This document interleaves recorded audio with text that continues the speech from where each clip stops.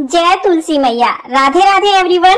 देवउठनी एकादशी से पूर्णिमा तक तुलसी जी का विवाह किया जाता है। आज की वीडियो में हम जानेंगे कि तुलसी विवाह के लिए हमें क्या क्या सामग्री चाहिए होगी।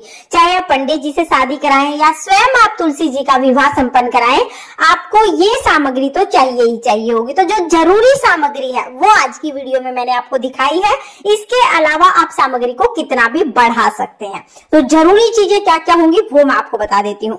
सबसे पहले तो तुलसी जी का विवाह करने के लिए हमें तुलसी जी चाहिए होंगी। हमें बहुत छोटी या बहुत बड़ी तुलसी जी नहीं लेनी है।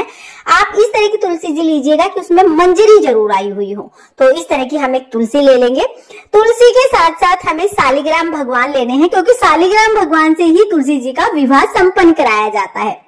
तो आपके घर में शालिग्राम भगवान है तो आप वो ले सकते हैं, नहीं तो आप मंदिर से शालिग्राम भगवान मंगवा सकते हैं, या आपके नाते रिश्तेदारी में जहां पर भी आपको शालिग्राम भगवान मिले आप उनसे कह सकते हैं कि वो अपने शालिग्राम भगवान को ले आए, उनसे विवाह करा सकते हैं।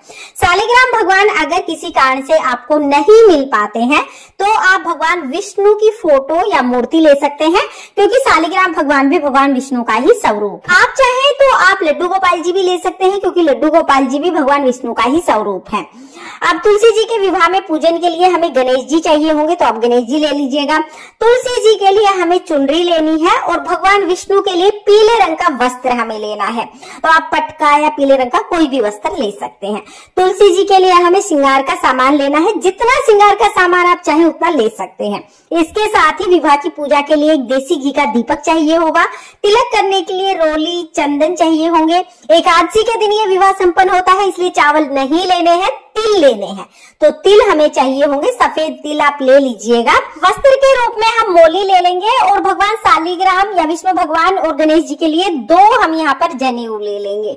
इसके साथ ही हमें धूप लेनी है, और आरती करने के लिए हम यहाँ पर कपूर ले लेंगे। यथासंभव हमें दक्षिणा जरूर लेनी है। इसके साथ ही 1 लोटा जल हम ले लेंगे, और तुलसी जी को मेहंदी लगाने के लिए मेहंदी की नई कीप लेंगे। साथ में हल्दी की रस्म के लिए हम सूखी हल्दी ले लेंगे, हल्दी पाउडर आप ले सकते हैं। इसके साथ ही कलश स्थापना के लिए कलश ले लेंगे। कलश में सजाने के लिए आम के पत्ते ले लेंगे, आम के ना हो तो अशोका के पत्ते ले सकते हैं। कलश के ऊपर रखने के लिए नारियल हमें चाहिए होगा। तुलसी जी के विवाह में बर्तन जरूर दिए जाते हैं, तो आप बर्तन जरूर लीजिएगा। कम से कम 5 बर्तन जरूर लें, ज्यादा आप कितने भी दान कर सकते हैं। तो बर्तन हमें लेने हैं।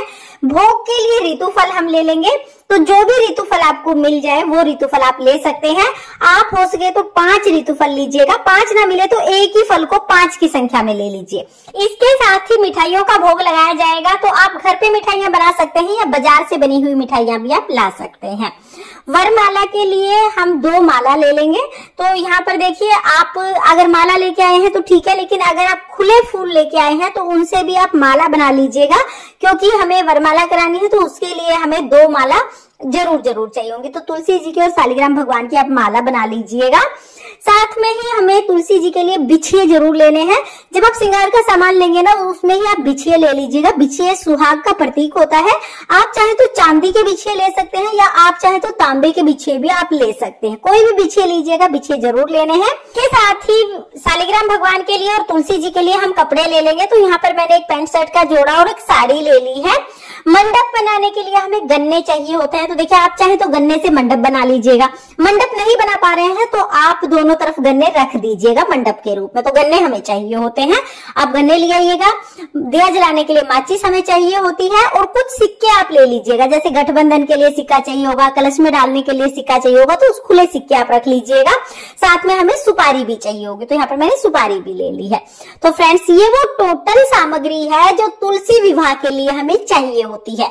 आप इस सामग्री को कितना भी बढ़ा सकते हैं। आप कितने भी बर्तन, सोना, चांदी, कपड़े कितने भी दान कर सकते हैं। जैसे बेटियों की शादी में दान किया जाता है, तुलसी जी की शादी में ठीक उसी तरह से दान किया जाता है। तो आप चाहे तो इस सामग्री को कितना भी बढ़ा सकते हैं, लेकिन अगर आप ज्यादा चीजें नहीं दे पाते हैं और आप तुलसी विवाह करना चाहते हैं, तो कम से कम इतना सामान तो आपको जरूर चाहिए होगा। जो बहुत जरूरी चीजें हैं वही मैंने आज की वीडियो में दिखाई हैं। तुलसी विवाह कराना बहुत ही पुण्य फलदायी होता है, और देवउठनी एकादशी से पूर्णिमा तक कभी भी तुलसी विवाह करा सकते हैं।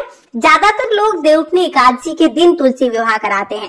तो अगर आप भी तुलसी तुलसी विवाह कराना चाहते हैं और अगर आपके पास बहुत ज्यादा सामान नहीं है तो आप इतने से सामान से भी तुलसी विवाह करा सकते हैं। और तुलसी विवाह कैसे कराया जाता है बिना पंडित को बुलाए, आप स्वयं तुलसी विवाह घर पर कैसे करा सकते हैं, उसका वीडियो भी आपको चैनल पर मिल जाएगा। लिंक मैं आपको डिस्क्रिप्शन में दे दूंगी, आप वहां से देख लेना और आप भी अपने जीवन में एक बार तुलसी विवाह जरूर जरूर कराइएगा, क्योंकि इससे बहुत अधिक पुण्य की प्राप्ति होती है।